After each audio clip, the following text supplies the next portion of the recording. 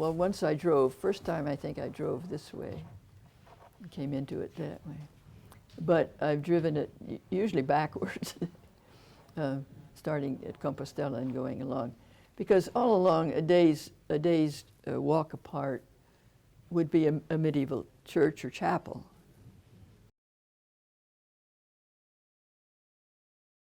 Tell me how this show came to happen here. Well, I'm not really sure. Catherine asked me over breakfast took me out for breakfast, which was kind of strange, and then asked me, and I said, no, I don't want a show. What do I want a show for? No. Because bronze casting to most people is, what's that?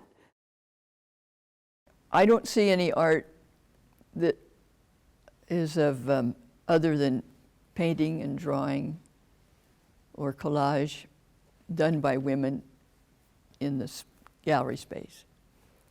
So I think I vindicated it, having it, just to show young women that little women, you can do something else if they wanted to. And I always wanted to, so I did it.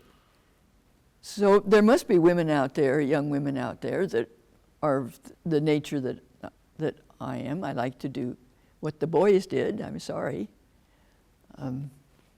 But I always worked with my hands, and, since 1939, I think it was. I went to art school only after the war because I could go to arts and crafts in Oakland on the GI Bill. Oh, so you mentioned you were in the Army, right? Or in the Navy, in the Navy.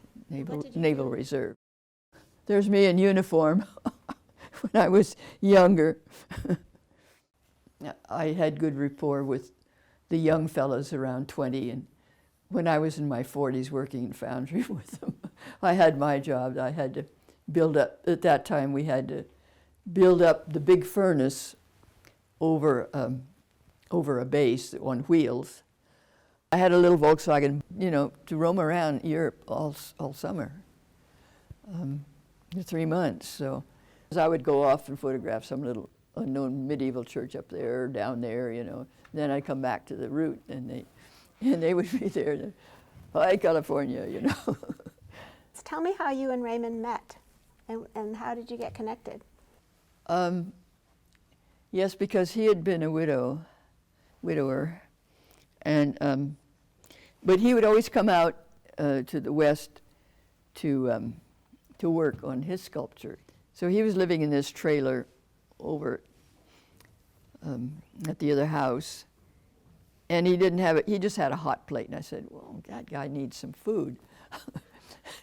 I wasn't thinking of anything. I wasn't plotting. And so I cooked a big pot of, California pink beans, which I grew up on. And Raymond just said, on one of our walks, he just said, well, I'd kind of like to spend the rest of my life with you. And I didn't say anything. And so I stopped to see my half-brother right up from Santa Barbara, that little town up there. And I said, Irv, what do you think if I got married? And he said, about time. How old were you at that point? I was 43, I think. Oh, first marriage. Yeah. I didn't have time. I was living with a bunch of nuns. We married, and our first trip abroad was, we got an old VW bus in Amsterdam and with the kids in the 70s, and started roaming, and we ended up, this in southern France. And I thought, that must be a medieval structure of some sort. And, no, and he would always pose any doorway he saw, he would get in it, So then, you kind of, they had to be peopled. If you have doors and spaces, they seem to have to be peopled, and that's all. And then I get fascinated with the wonderful textures that I can get in the wax, and so I make use of it. Now this is smooth against this beautiful texture here. No, I've worked into this. But there is, you can see it here, which, but anyway, you make use of any texture you have. I've been working in this space since we first moved here, really. Within a year anyway, when we bought this, and neighbors and Raymond built this.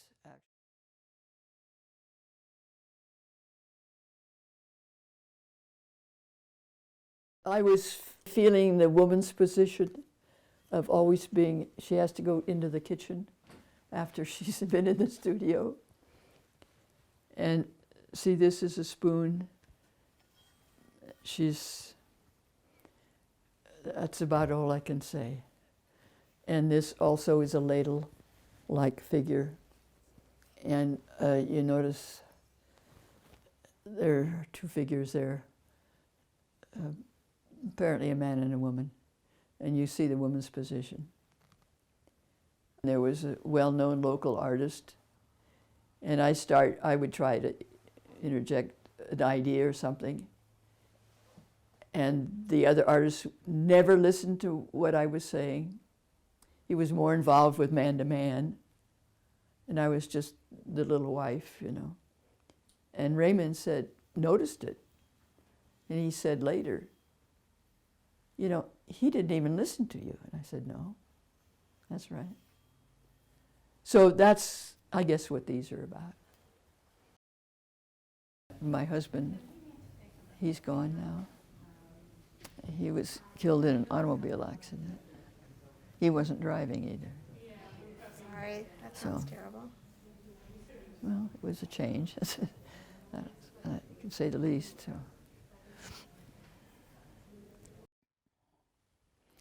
Yeah, and the idea of steps going up, it's in a way a search. And when you get there, where do you go? Back down. Let's see if this is one. But I often have like rivers, and the boat is in there, and sometimes it's not going any place, or there's an obstacle in front of it. So that may be unconscious or slightly on the edge of consciousness some way, because the boat isn't going anywhere. It's going, but it's going to be stopped.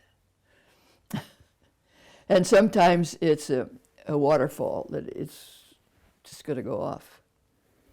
So where that comes from, whether it has to do with, you know, being a woman artist who does run into complications at times,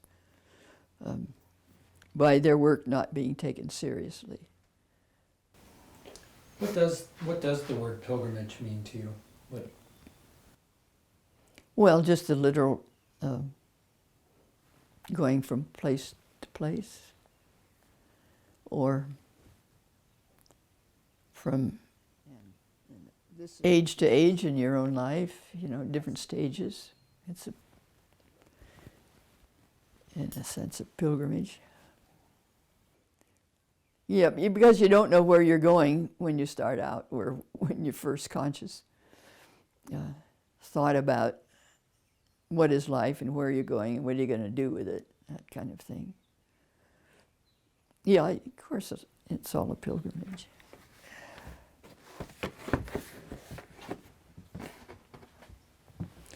So there'll always be unfinished things, which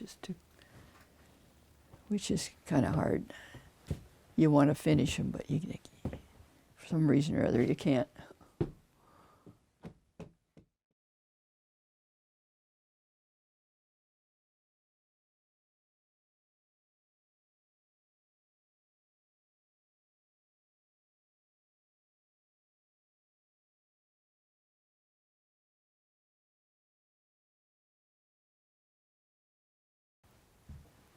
Is that it?